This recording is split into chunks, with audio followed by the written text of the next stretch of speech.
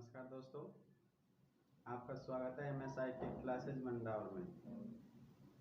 आज हम आपके लिए लेकर आए अपनी नई क्लास, यानी कि हार्डवेयर और सॉफ्टवेयर के बारे में पढ़ेंगे, यानी कि कंप्यूटर के बारे में, कंप्यूटर के हार्डवेयर और सॉफ्टवेयर के बारे में आज हम चर्चा करेंगे कि हार्डवेयर क्या है और सॉफ्टवेयर क्या है।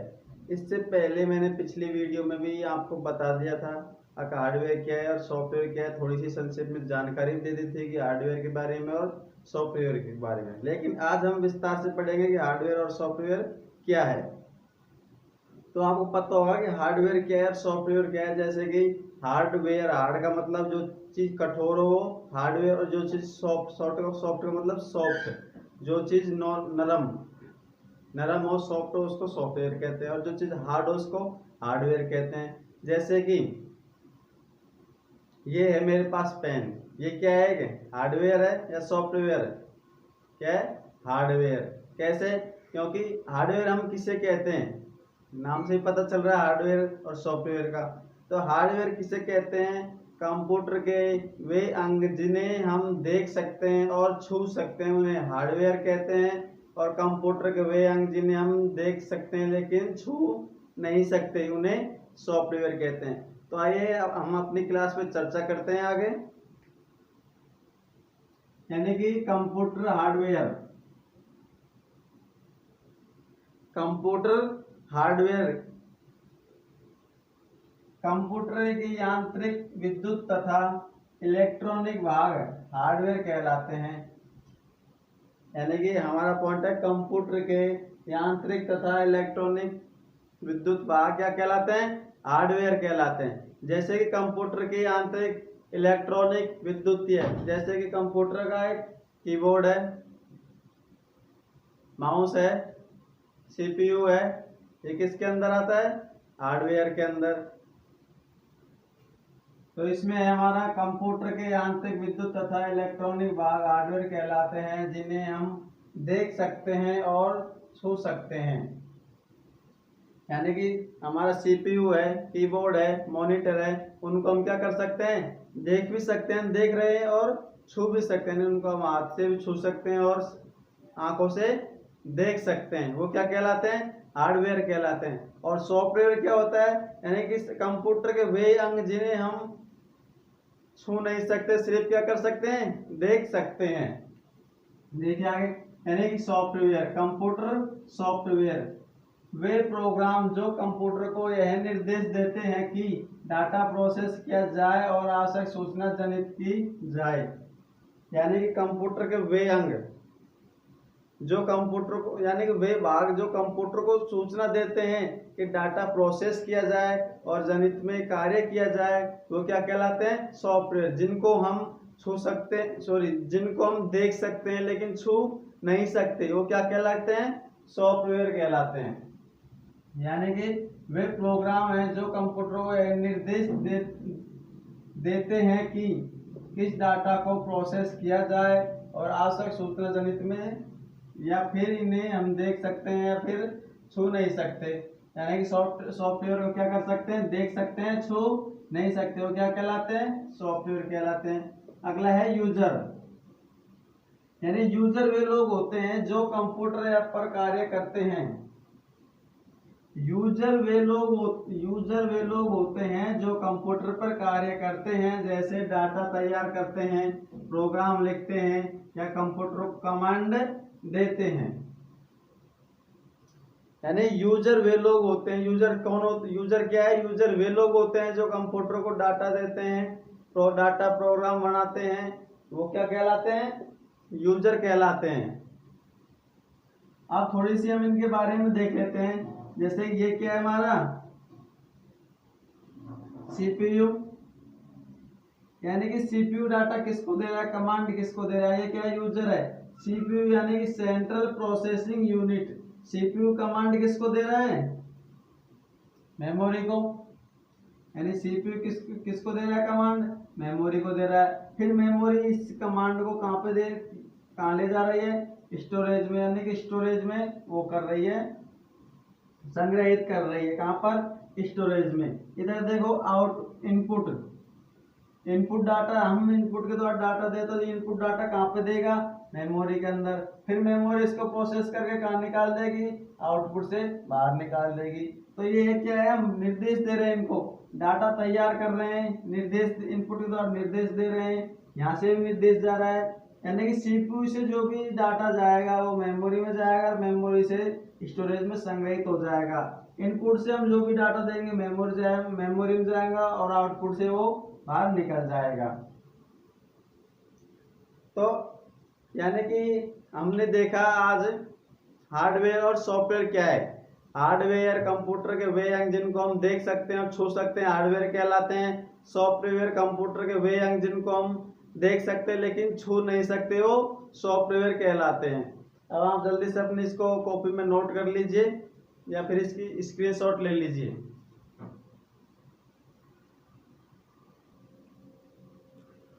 अगला है कीबोर्ड। अगला टॉपिक है कीबोर्ड, यानी कि हम ये देखेंगे कि कीबोर्ड के अंदर कितनी फंक्शन की होती है, कौन कौन सी की होती है। यानी कि आपको पता, ये तो आपको सबको पता है फंक्शन की कितनी होती है, लेकिन कीबोर्ड के अंदर कितनी की होती है, कौन सी की क्या काम करती है, इसके बारे में हम देखेंगे। यानी कि कीबोर्ड के अंदर फंक्शन की कितनी होती है, 12। F1 से लेकर F12 तक फंक्शन की होती है। हम एक एक फंक्शन की के बारे में पढ़ेंगे। उसके बाद में जैसे कैप लॉक है, डेल है, नम है, कंट्रोल अल्ट जो भी की है, तो सारी की के बारे में हम विस्तार से देखेंगे, कौन सी की किसके साथ में मिलकर क्या कार्य करती है। चलिए, कंप्यूटर के वे सिस्टम, यानी कि अब हम आज सिर्फ किसके बारे में पढ़ेंगे, कीबोर्ड के बारे में। कंप्यूटर के जिस भाग के द्वारा हम उस तक अपनी बात पहुंचाते हैं वह सीपीयू के साथ जुड़ा हुआ कीबोर्ड है। यानी कि कंप्यूटर तक हम अपनी बात किसके द्वारा पहुंचाते हैं, कीबोर्ड के द्वारा। वह किसके साथ जुड़ा हुआ है, सीपीयू के साथ। इस पर अपनी उंगलियों से अलग अलग बटन कुंजी दबाकर कोई आदेश या डाटा टाइप करके स्क्रीन पर दिखाया जाता है। यानी कीबोर्ड के द्वारा हम अलग अलग अपनी उंगलियों का अलग अलग प्रयोग करते हुए कीबोर्ड पर दबाएंगे और कोई भी डाटा टाइप करेंगे और वो डाटा कहाँ पे चला जाएगा, हमारे कंप्यूटर के अंदर, और वो कंप्यूटर से सीधा हमें स्क्रीन पर दिखाई देगा। किसके द्वारा होता है वो सारा काम, कीबोर्ड के द्वारा। यानी कीबोर्ड के द्वारा हम अपना डाटा सारा स्क्रीन पर देख सकते हैं। तो इसमें कंप्यूटर के जिस भाग के द्वारा हम उस तक अपनी बात पहुंचाते हैं, यानी कंप्यूटर के जिस भाग से हम अपनी बात पहुंचाते हैं वो क्या है, एक कीबोर्ड है। वह सीपीयू के साथ जुड़ा हुआ है। यानी कीबोर्ड किसके साथ में जुड़ा हुआ है, सीपीयू के साथ में जुड़ा हुआ है। कीबोर्ड इस पर अपनी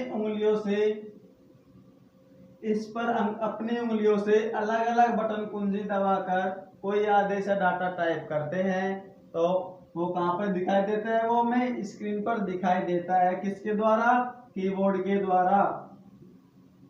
कीबोर्ड में पहला बटन, यानी कीबोर्ड के अंदर हमारा पहला बटन है ESC। ये बटन कहाँ होता है, जैसे कि ये हमारा कीबोर्ड है, यहाँ पे होता है कोने पर ESC बटन। तो इस बटन के बारे में देखें क्या कार्य करता है। जैसे कि ESC एस्केप, इस बटन को क्या कहते हैं हम, एस्केप, यानी कि एस्केप की कहते हैं। क्या कहते हैं, एस्केप की। ESC वाले बटन को क्या कहते हैं, एस्केप की। क्या कहते हैं, एस्केप की। ESC को क्या कहते हैं, एस्केप की, यानी कि कुंजी पटल के ऊपरी बाएं कोने पर स्थित है। ESC कुंजी कहाँ पर स्थित है, कुंजी पटल के बाएं कोने पर। यानी कि कुंजी पटल ये हमारा कीबोर्ड है, ये हमारा कीबोर्ड है। अब कीबोर्ड के जस्ट बाएं कोने पर कौन सी की मिलेगी आपको, ESC की मिलेगी। ESC यानी कि एस्केप की, कुंजी पटल के ऊपरी भाग बाएं कोने पर स्थित है। इस कीज का उपयोग तुरंत दिए गए आदेश को समाप्त करने के लिए किया जाता है। यानी कि हम कोई आदेश देते हैं कंप्यूटर को, हम कंप्यूटर के अंदर कोई भी आदेश देते हैं तो उस आदेश को हमें तुरंत रोकना है तो किसके द्वारा रोकेंगे, तुरंत हम ये की दबा देंगे और वो आदेश रुक जाएगा। उसके बाद में फंक्शन की, यानी कि फंक्शन की कितनी होती है हमारी 12 होती है। यानी कि इन बटनों पर F1 से F12 तक नाम लिखे होते हैं। यानी कि जहां पर आपको F1, F2, F3, F4, F5, F6, F7 इस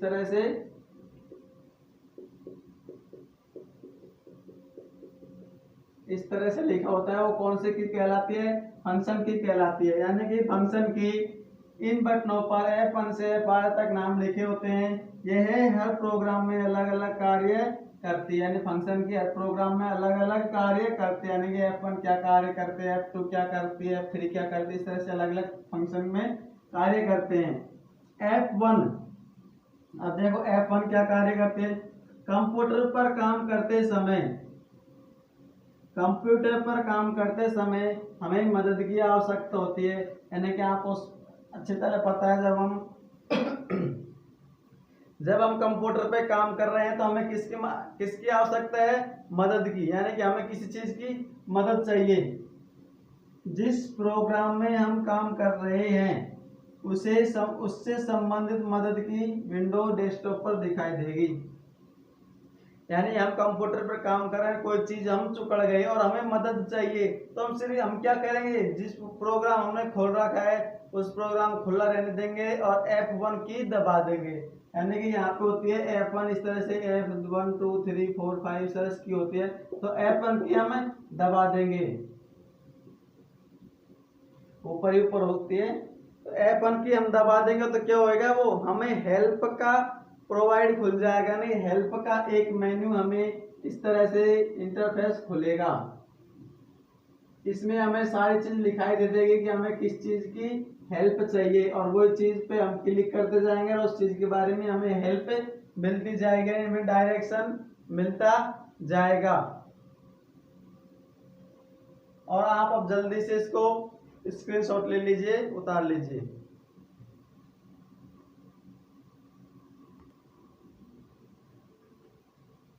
अगला F2, यानी कि F1 से हम क्या कर सकते हैं कि किसी भी कंप्यूटर के अंदर जब हम कोई प्रोग्राम में कार्य कर रहे हैं और F1 दबा दिया तो हम क्या कर दे, हेल्प मिलती थी। क्या मिलती थी, हेल्प, किससे, F1 से। लेकिन अगला है F2 क्या काम आती है, कंप्यूटर पर इस कुंजी की सहायता से किसी भी फोल्डर एवं फाइल का नाम बदल सकते हैं। यानी जी मान लीजिए हमारी फाइल राम के नाम से है और इस फाइल को हमें दूसरे नाम से बदलना है, तो क्या करेंगे, हम इस फाइल पर जाकर, यानी इस फाइल को सेलेक्ट कर F2 दबा देंगे, तो जैसे ही यहाँ पे F2 दबाएंगे तो ये नाम ऑटोमेटिक हाईलाइट हो जाएगा। और इस पर आप जैसे कि ये राम लिख रखा है SHYM, श्याम लिख सकते हैं और नाम और एंटर दबा सकते हैं, तो क्या हो जाएगा, यानी कि रीनेम हो जाएगी, किसके द्वारा, F2 के द्वारा हमारी फाइल क्या हो जाएगी, रीनेम, दूसरे नाम से और दूसरी जगह सेव हो जाएगा हमारा फोल्डर। अगला है F3, यानी कंप्यूटर पर इस कुंजी की सहायता से किसी भी फोल्डर, फाइल या चित्र आदि को खोजने के लिए काम में लेते हैं। जैसे कि हम कंप्यूटर पर कार्य कर रहे हैं, कोई सा भी फंक्शन हो, कोई सी भी फाइल हो, MS वर्ड हो, एक्सेल हो, ऑफिस हो, यानी कि कोई सी भी फाइल हो, कंप्यूटर के अंदर हो, पिक्चर के अंदर हो, वीडियो के अंदर, कोई से भी हो, जैसे ही हम कहीं भी काम कर रहे हैं और हमें कोई चीज की खोज करने की जरूरत पड़ गई, मान लीजिए सपोज द डेट, यानी कि कंप्यूटर के अंदर हमारे कंप्यूटर के अंदर 10,000 नाम फाइल है। क्या है, हमारे कंप्यूटर के अंदर 10,000 फाइल है और उसमें के हमें किसी राम के नाम से फाइल लेनी है, तो हम क्या करेंगे, F3 को दबाएंगे। क्या करेंगे, F3 को दबाएंगे। जैसे ही F3 को दबाएंगे तो हमारे सामने एक डायलॉग बॉक्स खुल जाएगा, इसमें सर्च ऑप्शन आ जाएगा। इस सर्च ऑप्शन में हम जैसे किसी का भी नाम है, इस राम का नाम है ना, तो हम यहाँ पे क्या लिख देंगे, राम लिख देंगे। जैसे ही हम यहाँ पे राम लिखेंगे तो हमारी फाइल यहाँ पे सर्च हो जाएगी, तो उसको क्लिक करके हम खोज लेंगे। तो F3 क्या कार्य करती है, यह है कंप्यूटर पर इस कुंजी की सहायता से किसी भी फोल्डर, फाइल, चित्र आदि को खोजने के लिए काम में लेते हैं। किसको? F3 को, यानी कि हर चीज को खोजने के लिए, सर्च करने के लिए काम में ली जाती है। कौन सी? F3 की। अगला है F4, कंप्यूटर पर इस कुंजी की सहायता से इंटरनेट एक्सप्लोर में एड्रेस बार खुल जाएगा। यानी कि एड्रेस बार होता है वो कहाँ खुलेगा? इंटरनेट एक्सप्लोर में। किसकी सहायता से? F4 की सहायता से। यानी कंप्यूटर पर इस कुंजी की सहायता से इंटरनेट एक्सप्लोर में एड्रेस बार खुल जाएगा और एल्ट के साथ में F4 दबाने से चालू प्रोग्राम बंद हो जाएगा। यानी कि एल्ट प्लस F4, यानी कि पहले हम एल्ट दबाएंगे फिर उसके साथ में F4 दबा देंगे तो हमारा चालू प्रोग्राम बंद हो जाएगा। जैसे कि हम MS वर्ड पे काम कर रहे हैं और एल्ट के साथ में F4 दबा दे तो वो प्रोग्राम क्या हट जाएगा? हट जाएगा, बंद हो जाएगा। और उसके बाद में फिर हमने एल्ट F4 दबा दिया तो हमारे सामने कंप्यूटर को शट डाउन करने का ऑप्शन आ जाएगा। एंटर मार देंगे तो हमारा कंप्यूटर भी शट डाउन हो जाएगा। किसके द्वारा? एल्ट F4 के द्वारा। अगला है F5, यानी कंप्यूटर को इस कुंजी की सहायता से ताजा कर सकते हैं, यानी कि हम रिफ्रेश कर सकते हैं। किसके द्वारा? F5 के द्वारा। यानी कंप्यूटर को इस कुंजी की सहायता से रिफ्रेश कर सकते हैं और वेब पेज दोबारा लोड कर सकते हैं। जैसे कि हमने हमारे कोई सा भी इंटरनेट एक्सप्लोर हो, गूगल हो, यूसी ब्राउजर हो, ओपेरा मिनी हो, यानी कि मोजिला फायरफॉक्स हो, जो भी हो, हम किसी भी कोई सी भी फोल्डर यानी कि कोई सा भी चित्र सर्च कर रहे हैं, कोई सी भी वेबसाइट खोल रखी है, कैसी भी वेबसाइट खोल रखी है, अगर वो वेबसाइट किसी नेट नहीं चलने के कारण बंद हो जाती है, फिर से लोड करेंगे हम उसको, फिर से चलाएंगे तो माउस से चलाते हैं काफी बार है जो यहाँ पे एक ऐसा कोने पे एक तीर का सा निशान आता है, इसको फिर हम घुमाते हैं फिर ये घूमने लग जाता है। तो इसको डायरेक्ट हम वहां से ना करके क्या करेंगे? F5 दबा देंगे तो हमारा वेब पेज है वो क्या हो जाएगा? दोबारा लोड हो जाएगा, दोबारा सर्च करने लग जाएगा। F6, वर्ड में काम करते समय इस कुंजी को 2 बार दबाने से मेन्यू बार सक्रिय होता है। यानी कि जब आप MS वर्ड में काम करोगे तो इस कुंजी को 2 बार दबा दें, किसको? F6 को, तो मेन्यू बार सक्रिय हो जाएगा। अगला है F7, वर्ड में काम करते समय वर्तनी और व्याकरण से संबंधित गलती सुधारने के लिए F7 का उपयोग किया जाता है। यानी कि MS वर्ड में हम काम कर रहे हैं, इंग्लिश हो चाहे हिंदी हो, हमने पूरा पेपर लिख दिया, पूरा लेटर लिख दिया, पूरी किताब छाप दी, इसके अंदर MS वर्ड के अंदर, तो हमें व्याकरण, वर्तनी यानी कि समय, व्याकरण, वर्तनी कोई भी चीज हमारी गलत है उसके अंदर तो हम किसके द्वारा सही करेंगे? F7 के द्वारा। कैसे करेंगे? जैसे कि हमें लिखना है राम और हमसे लिखना गया रोम। क्या गया? हमें लिखना है राम और हमने लिख दिया रोम, और हम इसको सेलेक्ट करके, हम इस रोम को सेलेक्ट करके F7 दबाएंगे तो यानी रोम से संबंधित बहुत सारे वर्तनी आ जाएगी, जैसे कि राम, रोम, रेम, इस तरह से काफी आ जाएगा। हमें कौन सा लेना है वो हम ले सकते हैं। और जैसे कि हमें लिखना था राम, RMA, या फिर REMAE, इस तरह से कुछ लिखा ना गया तो ये शब्द वर्तनी क्या है? गलत हो जाती है, व्याकरण गलत हो जाता है। तो गलत हो जाएगा तो इसके नीचे ऐसे रेड कलर में वो आ जाएगा, तो यानी ये क्या है? ये गलत है। तो हमें पता चल जाएगा कि ऑटोमेटिक व्याकरण गलत है। इसको सही करने के लिए हमें क्या करना पड़ेगा? F7 का उपयोग में लेना पड़ेगा। और अब आप एक बार और देखिए, F2, कंप्यूटर पर इस कुंजी की सहायता से किसी फोल्डर या फाइल का नाम बदल सकते हैं। F3, कंप्यूटर पर इस कुंजी की सहायता से किसी भी फोल्डर या फाइल, चित्र आदि को खोज सकते हैं। F4, कंप्यूटर पर इस कुंजी की सहायता से इंटरनेट एक्सप्लोर में एड्रेस बार खुल जाएगा और एल्ट के साथ में F4 दबाने से चालू प्रोग्राम बंद हो जाएगा। F5, कंप्यूटर को इस कुंजी की सहायता से ताजा रिफ्रेश कर सकते हैं और वेब पेज दोबारा लोड हो सकता है। F6, वर्ड में काम करते समय इस कुंजी को 2 बार दबाने से मेन्यू बार सक्रिय हो जाता है। F7 वर्ड में काम करते समय वर्तनीय और व्याकरण से संबंधित गलतियों को सुधारने के लिए इस कुंजी की सहायता लेते हैं।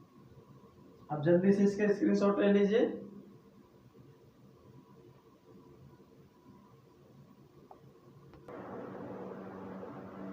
अगला है हमारा F8। अगला है F8। F8 कुंजी क्या काम करती है? कंप्यूटर में F8 कुंजी क्या काम करती है? कंप्यूटर में विंडो लोड करते समय इस कुंजी को दबाकर बूट प्रक्रिया चालू की जा सकती है। यानी कंप्यूटर में विंडो लोड करते समय इस कुंजी को दबाकर बूट प्रक्रिया चालू की जा सकती है और वर्ड में इसकी सहायता से सिलेक्शन को सिलेक्शन को बढ़ाया जा सकता है। यानी कि जब हम कंप्यूटर के अंदर विंडो लोड करते हैं तो उसको बूट करने के लिए हमें बूट प्रक्रिया चाहिए, यानी कि विंडो डालने के लिए बूट करते हैं तो उस वक्त हम कौन सी के काम में लिखते हैं? F8। कौन सी की काम में लेते हैं? F8। और वर्ड में इसकी सहायता से सिलेक्शन को बढ़ाया जा सकता है। किसके द्वारा? F8 के द्वारा। अगला F9, यानी वर्ड में इस कुंजी की सहायता से सिलेक्शन को हटाया जाता है। यानी कि वर्ड में F10 के द्वारा सिलेक्शन को बढ़ाया जाता है और वर्ड में F9 के द्वारा सिलेक्शन को हटाया जाता है। यानी कि F8 से तो बढ़ाया जाता है और F9 से हटाया जाता है और यह बूट प्रक्रिया चालू करने के काम में भी ली जा सकती है। यानी कि F8 को भी हम बूट प्रक्रिया में काम में लेते हैं और F9 को भी बूट प्रक्रिया में काम में लेते हैं। F8 को भी बूट में काम में लेते हैं और F9 को भी बूट प्रक्रिया में काम में लेते हैं। लेकिन F8 के द्वारा तो सिलेक्शन क्या होता है? बढ़ाया जाता है और इसके द्वारा घटाया जाता है। अगला F9, कंप्यूटर पर इस कुंजी की सहायता से प्रोग्राम के मेन्यू को सक्रिय करने के काम में ली जाती है। यानी F10 अब क्या काम में ली जाती है? यानी कंप्यूटर पर इस कुंजी की सहायता से प्रोग्राम के मेन्यू को सक्रिय करने के काम में ली जा सकती है और शिफ्ट के साथ में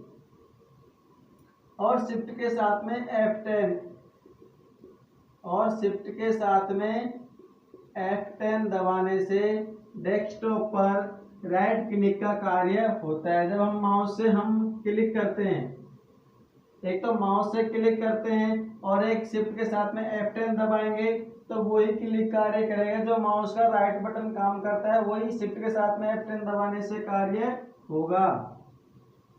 अगला F11, इंटरनेट एक्सप्लोर में काम करते समय इस कुंजी की सहायता से इंटरनेट एक्सप्लोर को फुल स्क्रीन पर देखा जा सकता है।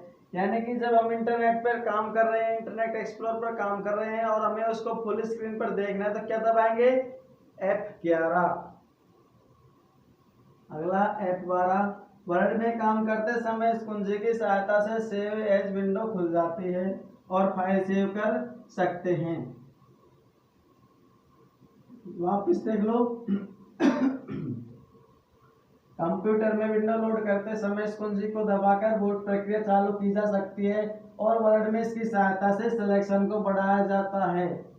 F9, वर्ड में इस कुंजी की सहायता से सिलेक्शन को हटाया जाता है और वह प्रक्रिया में काम में ली जा सकती है। F10, कंप्यूटर पर इस कुंजी की सहायता से प्रोग्राम के मेन्यू बार को सक्रिय करने के काम में ली जाती है और शिफ्ट के साथ में F10 दबाने से कौन सा काम होता है? राइट क्लिक का काम होता है। F11, इंटरनेट एक्सप्लोर में काम करते समय इस कुंजी की सहायता से इंटरनेट एक्सप्लोर को फुल स्क्रीन पर देखा जा सकता है। F12, वर्ड में काम करते समय इस कुंजी की सहायता से सेव एज विंडो खुल जाती है और फाइल सेव कर सकते हैं। अब आपको आज की क्लास में कोई डाउट हो तो हमें कमेंट करके बताइए अवश्य।